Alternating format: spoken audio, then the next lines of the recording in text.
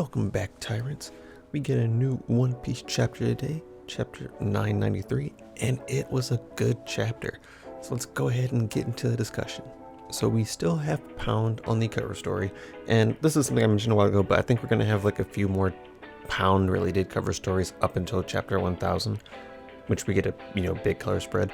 But it looks like I don't want to say coming to a close again, because I think we've been saying that for a while, and obviously there's always one or two more. But we see that Gotti and Lola have married, and they're celebrating that, which is wonderful. It's a nice thing to see. But as we all know, this story's kind of getting old, so let's go ahead and move on. We start the chapter in the Fire Festival, and initially I didn't really care too much about the Fire Festival. I understand kind of like the meaning behind it and what it means to the people of Wano, and how they're finally free to celebrate and just have one night where they can kind of have fun.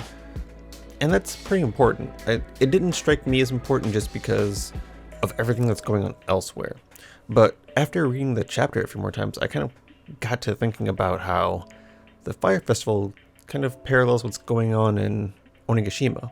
Because at the Fire Festival, you have people saying like, what if Kazuki came back? What if all the samurai came back and they went to go fight? They took Orochi's head, and they took Kaido down too. And it's strange because it's one of those shonen things where like someone's like, what if this happened? It's impossible, but it'll never happen. Meanwhile, it's happening. And that's what's kind of happening here. But the odd thing is that as they start to talk about it, the tides turn. So, they mention that they'll take Orochi's head and Kaido will be in tow. All the samurai will show up. But at the end of the chapter, we see that, they're starting to lose, and lose badly. And in fact, it looks like they were never really winning in the first place. So the fact that everyone's getting excited and hyped up just as things are turning bad is an interesting parallel. And it actually makes me appreciate the beginning a bit more. So we hop back to Onigashima, and we start off with Queen. And so it looks like he was using plague bullets, not sea stone bullets. For some reason, when I thought about plague bullets, I really only thought about them passing sickness, not necessarily what the ice demon is, which is like, I want to say like an empowerment or a buff. Obviously, it, I think, takes over whoever it hits and turns them into a demon, probably permanently. So that's not a good thing, but it gives them, what looks like ice powers. It gives them Oni powers. It empowers them to some degree. And I really shouldn't be surprised by it. Like Queen the Plague, of course, he's going to have multiple ways of bringing plagues on people. So it's not surprising at all that he has, different forms of bullets. It just hadn't crossed my mind to think about it. We then have Luffy and Sanji still moving forward, and Sanji's working hard to keep Luffy from fighting. Sanji's trying to keep Luffy's stamina as high as possible for when he gets up to Kaido. And while I think that's a pretty important fact, I think it won't matter as much because Luffy's going to need help. No matter how much stamina Luffy has, he's going to need some kind of other assistance other than just being at 100%. So if Luffy kicks a guy or two, I don't really think that's going to be a huge issue. But I understand where Sanji and some of the other crew members have been coming from, because I think Zoro mentioned it too, that he needs to save his stamina. But we get some funny moments in which Luffy and Sanji are kind of bantering back and forth about how long it'll take for Sanji by himself to clear based on Luffy. And it's funny because we have the power scaling struggles where who's better, Sanji, Zoro, Luffy, and obviously Luffy's better than both of them, but it's kind of like a shot at Sanji because they're saying it's going to take forever if you stay here by yourself. I might as well stay here and do it with you. And then you get Jinbe coming up, who people have been saying Jinbe's taking Sanji's spot as the third of the monster trio, and he steals the spotlight from Sanji. So it's pretty funny. I don't think there's too much to look into for that, but it really does feel like they're kind of leaning on this agenda of Jinbe taking over Sanji's spot. So just something funny. I think that it's going to take a little bit more for them to actually make it up there. I feel like they're going to encounter someone who can actually stop them. Someone who they actually have to fight instead of just a bunch of gifters and headliners and fodder people. Then we hop over to Queen, who is still pretty much giving out orders and commanding people, which I think is a good thing. I like how we're going through the top dogs. We see what King's doing, we see what Queen's doing, we see what the Toyoropa are doing. We kind of keep going through and keeping an eye on what they're taking control of. Now, there are some people we don't see, like Jack. I imagine he's healing right now. Black Maria, I assume she's still singing in her domain, wherever she's doing. But the others are all kind of involved in something. But King's getting reports from Ba Huang about where Yamato and Shinobu and Momosuke are. And I think it's important to point out that it looks like Ba Huang either has an ability to see through wherever that eye symbol is, or she has a fruit that creates beings with that symbol that she can see through. Either way, she has the ability to pretty much see from a long distance through objects. I'm not entirely sure how that works or what exactly she does to make that work. You know, if it's like a natural, if it's like a ninja power, if it's a devil fruit, where that comes from, I'm not entirely sure. But it's really cool. And I know we've been seeing that eye symbol, especially with Who's Who and some of his other crew members, so I'd be curious to see if there's more in that symbol. So I just looked into it real quick, and I actually forgot that Ba Huang has a smile devil fruit. She has the flying squirrel fruit. So I'd imagine the ability for her to see through things is just part of her skill set, like part of her ninja skill set. So that's probably an ability that she developed on her own. I also want to point out that Who's Who's eye tattoo and Ba Huang's eye on her piece of paper, they're slightly different in the way that they're kind of drawn, but I think they carry enough characteristics to be similar. So I wonder if it's more than just a symbol of her ability, but a symbol that they use together for some reason. We also get to see Sasaki in this chapter. Sasaki actually runs into Shinobu, and he stops her from moving forward and has his crew shoot arrows and a bunch of other stuff at her, and Shinobu actually gets hit and takes damage. And it looks like she might, I don't think she'll be down for the count, but it looks like she took a lot of damage here, and when you add that onto what she took from getting thrown by King, she's probably taking a bit too much, and I think she'll be running on her last leg here soon, meaning she might not be part of the end fight. And another thing that I think about when I see Shinobu getting injured this much is that she's going to need a doctor, and what that could mean if she has to interact with Law again. Because the last time we saw them interact, they were not on good terms. She accused Law's crew of, snitching the entire plan and said, you gotta get rid of him. And of course, Law hated that. Law absolutely was livid when he heard that. So I'm wondering if we'll see an interaction between these two. Of course, Chopper's here too, so he could always help, but just an idea. And before they can land the final blow, Yamato intervenes, so it looks like we're probably going to have a fight between Yamato and Sasaki. And what's weird about this is that Sasaki doesn't seem too surprised by it. He kind of just mentions that, oh, you're acting out again, or something like that. So it looks like this is kind of a common occurrence, so maybe they fought before. Maybe he's aware of how strong she is, but he's not that worried about it. It's interesting, so I'd like to see more on that conversation.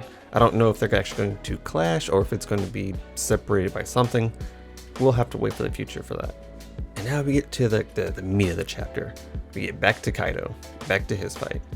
So we see that Kaido's on the ground, his X-Scar is bleeding, and it's a very good parallel to how Odin had him back in the flashback. Because when Kaido got cut, he fell down the same way, and then Odin was going in for the final blow. Whether he was going to kill or whether he was just going to pretty much KO Kaido, we're not entirely sure what exactly he was going to do in that final blow, but he was going for it. And the Scabbards are doing the same thing. They're like, okay, he's down, we gotta finish him, we haven't won yet. But as they go to finish him, Kaido gets back up and says, yeah, this isn't it. You guys aren't Odin. You guys aren't as strong, and you never will be as strong. No one will be as strong as Odin. And it makes you think about how Luffy and Kaido fought. Because in that interaction, Kaido didn't really stop Luffy from attacking first. Kaido let Luffy go all in on him. And I think this is the same thing in which he's trying to see how strong these people are. He's trying to see if they're capable of giving him a good fight, giving him a throw, possibly killing him. He even says, if you had managed to kill me, that would have been fine. But he's like, you can't. So he's doing this thing to where he still wants to die. That we've been questioning on whether that's still part of Kaido's kind of personality or if that's still his mindset. And it seems like it still is. The problem is that he can't find anyone strong enough to do it. And the Scabbards are no exception. And since Kaido has come to the conclusion that they can't do it, it seems like he's about to get serious now. It seems like he's about to start playing to win instead of just seeing what happens, because he releases another roar, and so far it seems like most of his abilities are breath based, or at least they come from him roaring, because his Boro breath, you know, his thunder roar, his wind size, they all come from him roaring. There's not much else he does besides roar and call some kind of element, so it looks like that's a big part of his dragon ability. I'd like to see if he has like control over all the elements, if there's anything else we can do. We know he has monstrous physical strength in dragon form too, so we'll see if there's more to his roars than just the 3 abilities so far. But yes, he roars and he shoots out these wind sighs, and they scatter on the battlefield, and I can't tell if people are dodging them, if they are deflecting them, but Kiku gets hit. And what's important about noticing how Kiku got hit is that the sword gets cut as well as an arm. So it's like, did Kiku try and defend and just wasn't strong enough? Is it possible that you can't really defend against this, that everyone else just dodged while Kiku tried to defend? You know, how did that take place? What happened there? So we have Kiku, who is down. Like, I can't see Kiku being able to fight after this. There's no weapon there, there's no arm there, and possibly more damage. So I think Kiku's down, and I think what we're starting to see here is the downfall of the Scabbards. I think the downfall of the Scabbards starts this chapter. Even though last chapter we got Kawamatsu being pretty much tossed away, I think this is the big, like, okay, he's serious now, which means you guys are about to lose. So I think we're down 2 Scabbards now, and we'll steadily be losing more Scabbards as we get closer to 1,000. I think we'll probably end up losing, I'd say 2 or 3 more, maybe not as bad as Kiku, but in a way, or maybe like Kawamatsu, where they get just taken out. But we're going to see more people go down really soon in the next few chapters. I guarantee that. Not only is Kiku injured, but you've instantly changed the mindsets of all the other Scabbards, because now everyone is worried about Kiku, and now everyone's going to be in their feelings towards Kaido because he possibly just killed Kiku. So you know Izo is going to be trying to go crazy. You know Kinemon, Raizo, pretty much everyone's going to have some type of feeling about what just happened, and that's going to throw them off their game, and they can't afford that. As for the future chapters, I'm expecting things, like I said, to get a lot more difficult. I'm expecting all the Straw Hats to run into named fighters instead of everyone, you know, getting fodder. We still don't know what's happening with Usopp, Nami, Page 1, and Ulti. I'm not really sure how that's going to turn out. Robin, I think, is by herself now, because Robin was with Jinbei and Frankie. But Frankie left in the Frankie Shogun. Jinbei's with Sanji and Luffy now. Zoro's over with Drake and Apu. So I don't really know what Robin's doing. And I guess same with Brooks, so maybe they're together. I also think that other members of the Alliance will run into problems. So I think we'll probably see what Law's up to and what Kid is up to and how they're handling their situation. I don't think they'll have as bad of a time as the Straw Hats are going to have, but I think they will have some obstacles in their way. And as a final thought, this chapter just confirms the idea that, at least in my head, that when Luffy gets to the top, he's going to have to get to the top with some other people with him. Like, people can't stop Jinbei and Sanji and let Luffy go, and Luffy just shows up there alone. Because if Luffy goes up there alone, I don't think he's going to last very long. And the whole point of him saving stamina becomes wasted, because the amount of stamina he would need to deal with Kaido in a 1v1, it's too much. He has to end up there with like Law and Kid at the same time. That's the only way I see him getting up there soon. If not, I think it takes him more time to get up there. I think something else stops him from going up to Kaido and buys him time before he can get together with everyone else. Otherwise, I don't know. It wouldn't make sense to me for a 1v1 to start and turn into like a 3v1 or a 5v1. I think it has to start with multiple numbers and then dwindle down like it did the Scabbards. But that's going to be it. That's going to be my review of the chapter.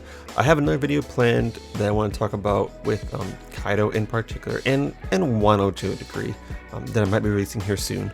But if you guys like the video, if you dislike the video, feel free to let me know, drop a comment, subscribe. Have a good one. Bye.